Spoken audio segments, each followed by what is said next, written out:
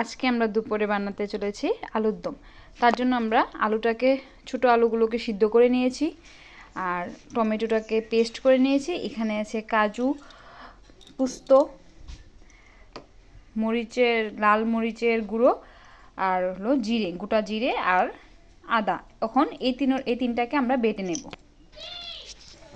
এখানে আমি সবগুলো মশলা বেটে নিয়েছি। এখানে হলো কাজু আর পোস্ত বাটা, গোটা জিরা আর হলো মরিচ, লাল মরিচ, আর এখানে হলো আদা বাটা, আর এইটা হলো আমাদের সিদ্ধ আলুটা।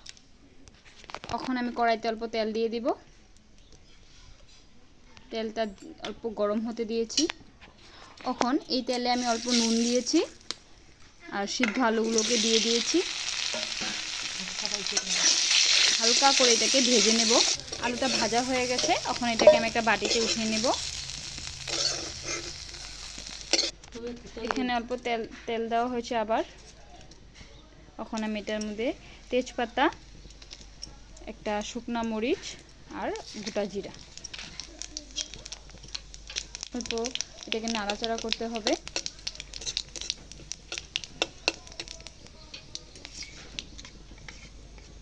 তারপরে এখানে আমি দিয়ে দেব আমার বাটা মশলাগুলো।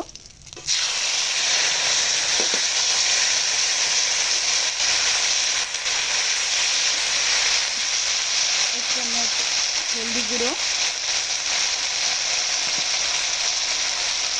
পরিমাণ মতো নুন, এটাকে অল্প নাড়াচাড়া করে নেব। তারপরে এখানে আমি দিয়ে দেব টমেটো পেস্ট। এখানে আমি এখন ভেজে রাখা আলুটা দিয়ে দিলাম। আলুটাকে মশলার সাথে অল্প নাড়িয়ে নেব। এখানে পরিমাণ মতো জলটা আমরা দিয়ে দেব। আমি এখানে 2 বাটি দিয়েছি, আপনারা ওটা পরিমাণ মতন দিয়ে দিবেন। এখানে আমি এখন পোস্ত আর কাজু বাদামের পেস্টটা দিয়ে দেব।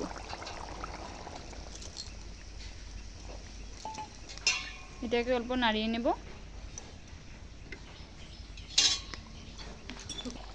এটা অল্প শুকিয়ে গেছে তরকারিটা আমাদের। ওখানে এটাতে আমি দিয়ে দেব গরম মশলা, বেটে রাখা গরম মশলা, এলাচি, দারচিনি একসাথে আমরা বেটে নিয়েছি। আর অল্প সামান্য পরিমাণে এখানে আমি অল্প ঘি দিয়েছি, দেশি ঘি। ওখানে আমি তরকারিটাকে এই বাটিটাতে নামিয়ে নেব।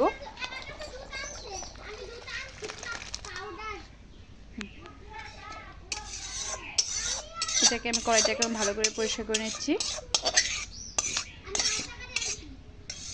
তো দেখুন আমার হয়ে গেছে সুস্বাদু আলুর দম। তো আপনারা নিরামিষের দিনে এরকমভাবে বানিয়ে খেতে পারবেন। আর আমাদের চ্যানেলটিকে সাবস্ক্রাইব করবেন, লাইক করবেন আর শেয়ার করে দেবেন। Thank you.